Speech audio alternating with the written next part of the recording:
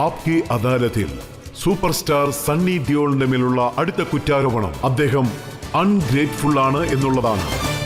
Sunny, film ഇൻഡസ്ട്രിയിലുള്ളവർ പറയുന്നത് എന്താണെന്ന് വെച്ചാൽ താങ്കൾക്ക് ഫിലിം ഇൻഡസ്ട്രി വളരെയധികം നൽകിയിട്ടുണ്ട്. താങ്കളെ ഒരു വലിയ സ്റ്റാർ ആക്കിയിരിക്കുന്നു. മുംബൈ ഇൻഡസ്ട്രി താങ്കളെ വലിയ ലെവലിൽ കൊണ്ടെത്തിച്ചു. പക്ഷെ താങ്കൾ എന്താണ് പറയുന്നതെന്ന് വെച്ചാൽ industry did not believe in me, ഇവിടെ എനിക്ക് ഫെയർ ട്രീറ്റ്മെന്റ് ലഭിക്കുന്നില്ലെന്ന് താങ്കൾ പറയുന്നു. You are very right. But എന്താ സംഭവിക്കുന്നതെന്ന് വെച്ചാൽ അവിടെ ഉള്ള സിറ്റുവേഷൻ ഞാനൊരു കാര്യം ഉറപ്പായിട്ടും പറയും. അവിടെയുള്ള അച്ഛൻ്റെ കേപ്പബിലിറ്റി, അച്ഛൻ അത്രയധികം ഇൻഡസ്ട്രി മുഴുവനും ഡെലിവറി ചെയ്തിട്ടുണ്ട്. ആരംഭകാലം തൊട്ട് ഞാൻ കണ്ടിട്ടുണ്ട്. ആരും ഇത്ര അധികം ഒരു കേപ്പബിലിറ്റി കാണിച്ച ഒരു ആക്ടറെ ഞാൻ കണ്ടിട്ടില്ല. ഇങ്ങനെ ഇൻഡസ്ട്രി ഒരു അപ്രിഷ്യേറ്റ് ചെയ്ത ഒരു ആക്ടറെയും ഞാൻ കണ്ടിട്ടില്ല ഇതുവരെ. സോ അതുകൊണ്ടാണ് ഞാൻ ഇങ്ങനെ പറയുന്നത്. പിന്നെ രണ്ടാമത്തെ കാര്യം എന്താണെന്ന് വെച്ചാൽ ഞങ്ങൾ എപ്പോഴും ഇങ്ങനത്തെ ഒരു കാര്യം ചെയ്തിട്ടേ ഇല്ലെന്നേ പറയാൻ പറ്റുള്ളൂ. ചിലപ്പോൾ അത് സ്റ്റുഡിയോക്കാരായിക്കോട്ടെ, അല്ലെങ്കിൽ പ്രൊഡ്യൂസേഴ്സ് ആയിക്കോട്ടെ, അത് ഡയറക്ടർ ആയിക്കോട്ടെ, അത്രയും പെട്ടെന്ന് ഞങ്ങളുടെ അടുത്ത് ആരും അങ്ങനെ മിങ്കിൾ ആവത്തില്ല. എപ്പോൾ ഞാൻ വർക്ക് ചെയ്താലും എപ്പോഴും ഒരു പുതിയ ഡയറക്ടറുടെ കൂടെ ഞാൻ വർക്ക് ചെയ്തത്, പുതിയ ടീമിൻ്റെ കൂടെ ആയിരിക്കും. പിന്നെ ഞാൻ എൻജോയ് ചെയ്തത് അത് തന്നെയാണ്. കാരണം അവരുടെ അടുത്തുള്ള ആ ഇൻട്രസ്റ്റും പിന്നെ അവർക്ക് പ്രൂവ് ചെയ്യണമെന്നുള്ള മറ്റൊരു ഫയറും നല്ല രീതിക്ക് ഉണ്ടാവും. പിന്നെ എൻ്റെ പൾസും നല്ല രീതിയിൽ മാച്ച് ആവും. ഞാനിപ്പോൾ എന്തോ ഒരു സിനിമ ചെയ്താലും മറ്റേ പറയുന്ന ഗായൽ, ഒരുപാട് ഡയറക്ടേഴ്സ് ഉണ്ടായിരുന്നു. പിന്നെ എല്ലാവരും ന്യൂ കമ്മേഴ്സ് ആയിരുന്നു. പിന്നെ എല്ലാവരും ശരിക്കും ഒരു പുതിയ ന്യൂ കമ്മേഴ്സ് ആയിരുന്നു, യങ്സ്റ്റേഴ്സ് ആയിരുന്നു. പിന്നെ ആരംഭത്തിൽ വന്ന ഈ രാഹുൽ വാസ്റ്റേഴ്സ് എന്ന് പറയുന്നത് ഒരു പുതിയ പയ്യൻ തന്നെ ആയിരുന്നു. പിന്നെ JP ദത്ത, അദ്ദേഹം ഒരു ചെറിയ പയ്യനായിരുന്നു അന്ന് വന്ന ഡയറക്ടറിൽ. മൻമോഹൻ സിംഗ് ദേശായിയുടെ പടം, ഇതുപോലെ പുതിയ ഡയറക്ടേഴ്സിൻ്റെ പടമായിരുന്നു അന്ന് പൊക്കോണ്ടിരുന്നത്. പക്ഷേ ഞങ്ങളുടെ റീജിയൻ്റെ തന്നെ ഒരു പടം എടുത്തോണ്ട് ഇങ്ങനെ തന്നെ അങ്ങോട്ട് അവരുടെ അടുത്ത് എപ്പോഴും ഒരു പുതിയതായിട്ട് നല്ല രീതിക്കുള്ളൊരു പവർഫുൾ തോട്ട്സ് ഉണ്ടാവും. ടെക്നിക്കലി അവർക്ക് പുതിയ പുതിയ അഡ്വാൻസ്ഡ് ആയിട്ടുള്ള കാര്യങ്ങളൊക്കെ അറിയാൻ പറ്റും. പിന്നെ എപ്പോഴെങ്കിലും വലിയ സ്റ്റുഡിയോസൊക്കെ ചില ഈ ഫാമിലി ഡയറക്ടേഴ്സോ അല്ലെങ്കിൽ ഫാമിലി ആയിട്ട് പ്രൊഡ്യൂസേഴ്സോ എന്നീ ഫാമിലി ആയിട്ട് പടം ചെയ്യുന്നവരായിട്ടൊന്നും എനിക്ക് വർക്ക് ചെയ്യാൻ താല്പര്യമില്ല. പിന്നെ അതിനുശേഷം ഖദർ റിലീസായതിനു ശേഷം പലരും താങ്കളെ പുകഴ്ത്തി സംസാരിച്ചു. സൽമാൻ ഖാൻ ട്വീറ്റ് ചെയ്തു, ഫിലിമിന്റെ പോസ്റ്ററിനെ കുറിച്ച് ട്വീറ്റ് ചെയ്തിരിക്കുകയാണ്. അദ്ദേഹം പറയുന്നത് 1.5 കിലോ കായ് 40 കോടി ഓപ്പണിങ്ങിന് ഈക്വൽ ആണെന്ന്.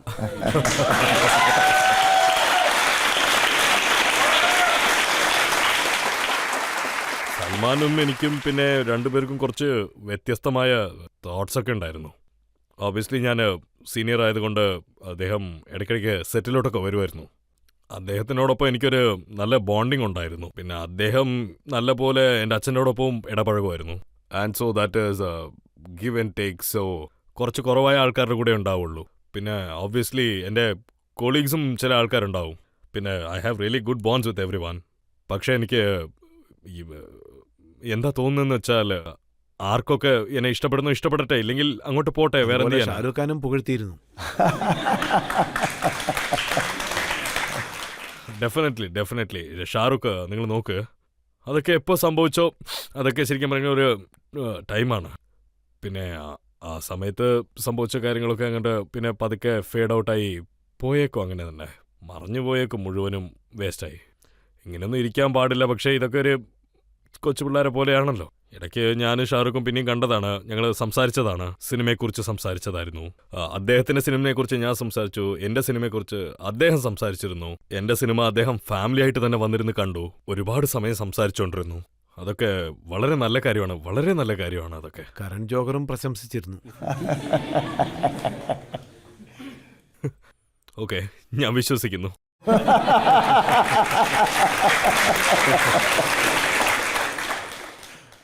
പക്ഷേ താങ്കൾക്ക് എന്തുകൊണ്ടാണ് ഇങ്ങനെ തോന്നുന്നത്? താങ്കൾ ഇൻഡസ്ട്രിയിലുള്ള ഒരു വ്യക്തിയല്ല. കാരണം താങ്കൾ എല്ലാവരുടെയും കൂടെ മിങ്കിളാവുന്നില്ല, ഒരു പാർട്ടിക്കും പങ്കെടുക്കാറുമില്ല.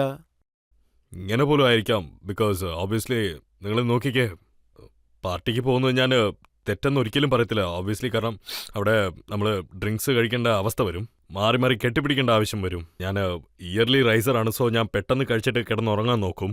ഞാൻ ആരംഭത്തിൽ പോകുന്ന സമയത്ത് ഒരുപാട് സീനിയർ ആർട്ടിസ്റ്റേഴ്സ് ഉണ്ടായിരുന്നു അവിടെ. പിന്നെ ആർക്കൊക്കെ ഒരുപാട് മത്താവുന്ന ഒരു പെട്ടെന്ന് പിടിച്ച് നമ്മളടുത്ത് സംസാരിക്കാൻ നോക്കും. പിന്നെ അവർ സംസാരിക്കുവാണെങ്കിൽ എല്ലാം ലൂപ്പ് മോഡിലായിരിക്കും, തന്നെയും പിന്നെയും പറഞ്ഞത് തന്നെ പറഞ്ഞുകൊണ്ടിരിക്കും, ഒന്നും അറിയാത്ത പോലെ. പിന്നെ എനിക്കും കുറച്ചും കൂടെ മത്ത് കയറിയാൽ ഞാനും അവരുടെ ഒപ്പം ലൂപ്പ് മോഡിൽ കയറി നല്ലപോലെ ട്രാവൽ ചെയ്ത് പിന്നെ നല്ലപോലെ തലയ്ക്ക് പിടിച്ചാൽ അവരുടെ അടുത്ത് പിന്നെ സെൻസിബിൾ ആയിട്ടുള്ള ഒരു കാര്യം സംസാരിക്കാനും കഴിയില്ല. പിന്നെ ഇത് ആ കാലമാണ്. ഇപ്പോഴൊന്നും സംസാരിക്കാനേ കഴിയത്തില്ലെന്നാ തോന്നുന്നത്. ഇപ്പോ ഓരോരുത്തർക്കും ഓരോ ഒരു passion പേഴ്സണാലിറ്റീസ് കാണാറില്ലേ? എല്ലാവരും താങ്കളെ ചേട്ടാ ചേട്ടാന്നാണ് വിളിക്കുന്നത്. ഞാനും എന്താ വിചാരിക്കുന്നതെന്ന് വെച്ചാൽ, ഒരാള് നമുക്ക് റെസ്പെക്ട് തരുവാണെങ്കിൽ തിരിച്ചത് ഉറപ്പായിട്ട് നമ്മൾ റെസ്പെക്ട് കൊടുക്കണമെന്ന് ഞാൻ വിചാരിക്കുള്ളൂ. ചേട്ടാൻ നമ്മളെ വിളിക്കുവാണെങ്കിൽ തിരിച്ച് ചേട്ടാന്ന് വിളിക്കുന്നതാണ് ശരിക്കും അങ്ങനെ റെസ്പെക്ട്. കരുതിയില്ലെങ്കിൽ കാരണം ഞാൻ അങ്ങനെയുള്ള സ്ഥലത്ത് പോകാൻ ആഗ്രഹിക്കത്തില്ല. കാരണം ഇതാണ് എൻ്റെ ലോകം. എനിക്ക് ഈ ലഹരിയുടെ ലോകത്ത് ജീവിക്കാൻ സന്തോഷമില്ല. ഓപ്പർച്യൂണിറ്റീസ് നോക്കും, എന്ത് ചെയ്ത് ലൈഫിൽ മുന്നോട്ട് വരാൻ നോക്കും. നല്ല കാര്യത്തിന് വേണ്ടി ഞങ്ങൾ എന്ത് വേണമെങ്കിലും ചെയ്യാൻ തയ്യാറാവും. പിന്നെ ഞാൻ ഒരാളെക്കുറിച്ച് തെറ്റായിട്ട് പറയുന്നു വിചാരിക്കാം, പക്ഷെ ഞാൻ അങ്ങനെ പറയുന്ന ഒരാളല്ല ഒരിക്കലും. പിന്നെ ഇതാണ് ലോകം ആക്ച്വലി. ഇവിടെ എന്താ കറക്റ്റ് എന്താ തെറ്റെന്ന് പറയാനുള്ള ഒരു റൈറ്റ്സും എനിക്കില്ലെന്നേ പറയാൻ പറ്റുള്ളൂ. ഞാൻ എങ്ങനെ ഇരിക്കുന്നു അങ്ങനെ തന്നെ ഞാൻ ഇരിക്കാൻ പോകുന്നത്. മറ്റുള്ളവരൊക്കെ അവരുടെ ഇഷ്ടത്തിന് ജീവിക്കാൻ പോകുന്നു. ഇതിൽ ഞാൻ ധരംജിയുടെ ഒരു ഇന്റർവ്യൂ വായിച്ചിരുന്നു. അദ്ദേഹം സണ്ണിക്ക് പഠിപ്പിച്ചു കൊടുക്കാൻ എത്രയോ ശ്രമിച്ചെന്ന് പറയുന്നു. പിന്നെ അദ്ദേഹം എന്താ പറയുന്നതെന്ന് വെച്ചാ, ആ പാട്ട്, അതായത് മഴ പെയ്യുന്നു, മേഘത്തിൽ ഇടി മുഴങ്ങുന്നു, അപ്പോൾ അമൃത സിംഗിനെ കെട്ടിപ്പിടിച്ചോളാൻ പറഞ്ഞെന്ന് കേട്ടു.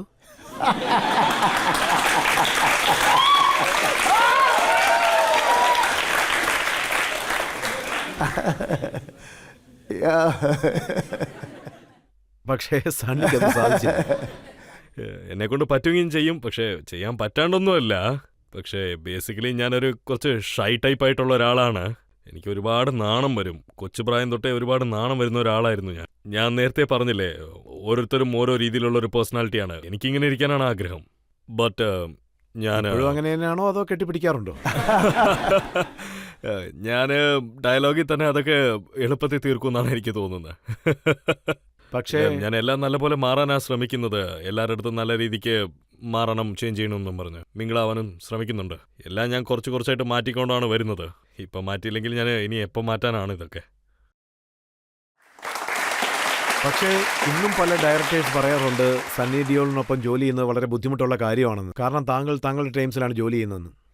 ഇല്ല, അങ്ങനെയൊന്നും ഒന്നുമില്ല. അങ്ങനത്തെ ഒരു ടേംസ് ആൻഡ് കണ്ടീഷൻസിലുള്ള ഒരു റൂൾസ് ഒന്നും ഞാനൊരിക്കലും വെച്ചിട്ടില്ലെന്നേ പറയാൻ പറ്റുള്ളൂ. ഞാൻ സ്ക്രിപ്റ്റ് പോലും കേൾക്കില്ല. ഞാൻ അവർക്ക് 10 ദിവസം വേണോ അതോ 100 ദിവസം വേണോ എന്ന് കോൾ ഷീറ്റിനെ കുറിച്ച് മാത്രമേ ചോദിക്കുള്ളൂ. ഞാൻ സിനിമ ചെയ്യുന്ന സമയത്ത് ക്രിയേറ്റീവായിട്ട് ഒരുപാട് കാര്യങ്ങൾ വേണം. ഒരു കൊച്ചിനെ പ്രസവിക്കുന്ന പോലെ തന്നെയാണ്. അതിനുവേണ്ടി ഒരുപാട് സെറ്റപ്സൊക്കെ ആവശ്യം വരും നമുക്ക്.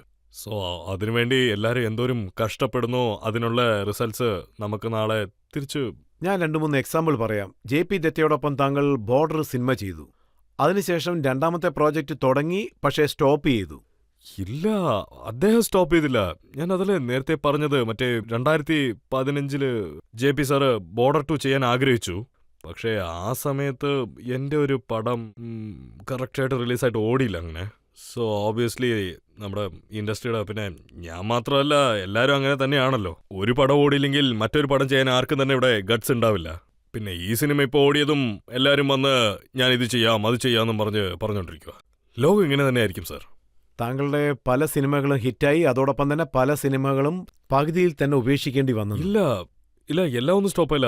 നല്ല രീതിക്കാണ് എല്ലാം തീരുന്നത്. പക്ഷേ ഒരു പടം മാത്രം. ഞാൻ ചില സിനിമകളുടെ പേരുകൾ ശരി പറഞ്ഞോളൂ.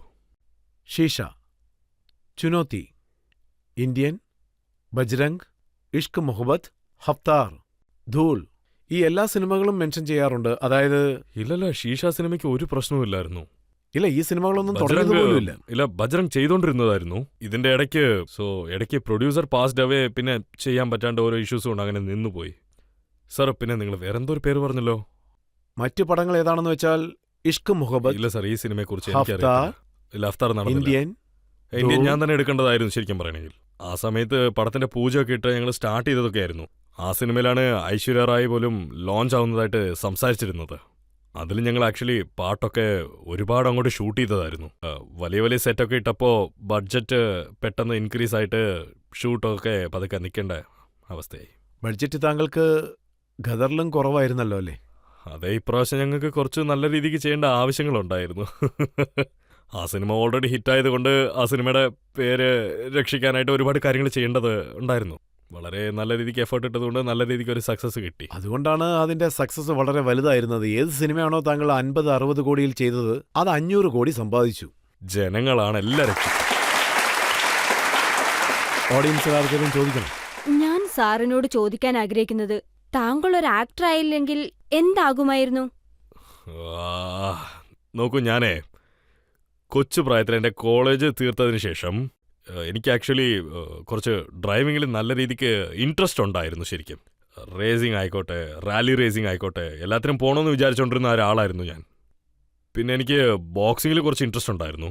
പക്ഷേ വീട്ടിൽ എന്നെ ഒരിക്കലും ആ സൈഡിലോട്ട് അവർ വിട്ടിട്ടില്ല. പാരൻസ് കുറച്ച് സ്ട്രിക്റ്റ് ആയിട്ടുള്ള പാരൻസ് ആയിരുന്നുകൊണ്ട് പിന്നെ ശരിക്കും ഞാൻ പഠിച്ചില്ല.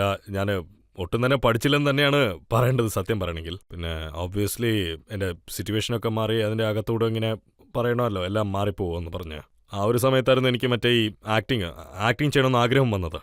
ഞാൻ വല്ലാണ്ട് നാണിക്കും, അധികം അങ്ങോട്ട് സംസാരിക്കത്തുമില്ല. സോ എൻ്റെ അച്ഛൻ്റെ അടുത്ത് ഞാൻ പറഞ്ഞത് എനിക്ക് ഓർമ്മയുണ്ട്, അച്ഛൻ എനിക്ക് ആക്ടിങ് ചെയ്യണമെന്ന് ആഗ്രഹമുണ്ടെന്ന്. അപ്പോൾ അച്ഛൻ പറഞ്ഞത്, മോനെ നിൻ്റെ ഇഷ്ടം, നീ എന്തുവേണി ചെയ്യും, നിനക്ക് ഇഷ്ടമുള്ള എന്ത് വേണമെങ്കിൽ ചെയ്യാനായിരുന്നു അച്ഛൻ പറഞ്ഞത് ആ സമയത്ത്.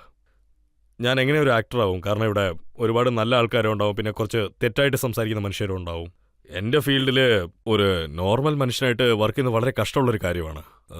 കുറച്ച് ദിവസം പുറത്ത് പോകാമെന്ന് ആലോചിച്ചിട്ടാണ് ഞാൻ പിന്നെ അങ്ങോട്ട് ഇംഗ്ലണ്ടിലോട്ട് പോയിരുന്നത്. ബ്രമിംഗം എന്ന് പറഞ്ഞൊരു ഓൾഡ് തിയേറ്റർ ഉണ്ടായിരുന്നു അവിടെ നിന്ന്. അവിടെ ഞാൻ പോയിട്ട് ഞാൻ അവിടെ നിന്നൊരു അഡ്മിഷൻ മേടിച്ചിരുന്നു. ശശി കപൂർ സാറായിരുന്നു എനിക്ക് അഡ്മിഷൻ മേടിച്ചു തന്നത്. പിന്നെ അദ്ദേഹത്തിൻ്റെ മോൻ കുണാലു വന്ന് അവിടെ തന്നെയായിരുന്നു. പിന്നെ അവിടെ ചെന്നിട്ട് ആർക്കും എന്നെ വലിയ രീതിക്ക് അറിയാണ്ടിരുന്നത് കൊണ്ട് ഓബ്വിയസ്ലി അവിടെ ഞാൻ സ്റ്റേജ് വർക്കൊക്കെ ചെയ്യാൻ സ്റ്റാർട്ട് ചെയ്തിരുന്നു. എനിക്കിപ്പോഴും ഓർമ്മയുണ്ട്, അവരെന്നോട് എന്തെങ്കിലും ഡയലോഗ് പറയാൻ പറഞ്ഞാൽ എനിക്ക് വരത്തില്ല അത് അത്രയും പെട്ടെന്ന്. ഞാനത് റിട്ടേൺ ഇങ്ങനെ തന്നെ പിന്നെയും ചെയ്തുകൊണ്ടിരുന്നു. ആൻഡ് 1.5 വർഷം ഞാൻ അവിടെ തന്നെ ആയിരുന്നു. എനിക്കിപ്പോഴും ഓർമ്മയുണ്ട്, ഞാൻ അവിടുന്ന് ഇറങ്ങുന്ന സമയത്താണ് അവിടുന്ന് എനിക്കൊരു സർട്ടിഫിക്കറ്റ് പോലും അവർ തന്നിരുന്നത്.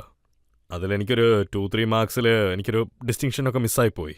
ആൻഡ് ഓബ്വിയസ്ലി അത് വേറൊന്നുമല്ല, എൻ്റെ ഒരു ലാംഗ്വേജ് ഇഷ്യൂസും ഉണ്ടായിരുന്നു. എനിക്ക് ഇപ്പോഴും ഓർമ്മയുണ്ട്. ബട്ട് എനിക്ക് എപ്പോഴും ഓർമ്മയുണ്ടാവും അവിടെ എൻ്റെ ഒരു ടീച്ചർ, ഇംഗ്ലീഷ് ടീച്ചർ എനിക്കൊരു സ്റ്റേറ്റ്മെൻറ്റ് എഴുതി തന്നിരുന്നത് എനിക്കിപ്പോഴും നല്ല രീതിക്ക് ഓർമ്മയുണ്ട്. You will never become an actor എന്ന് പറഞ്ഞു. സർ, ഞാൻ ചോദ്യം ചോദിക്കുന്നില്ല, പക്ഷേ താങ്കളുടെ മൂവിയിൽ നല്ല നല്ല ഡയലോഗുകളുണ്ട്. അതിൽ ജനങ്ങൾക്ക് ഇഷ്ടപ്പെട്ട ഡയലോഗ് ഇതാണ്, 2.5 കിലോ കാ ഹാത്ത്. സർ, ഒരേ ഒരു തവണ ഞങ്ങൾക്ക് വേണ്ടി ഒന്ന് പറയാവോ പ്ലീസ് സർ?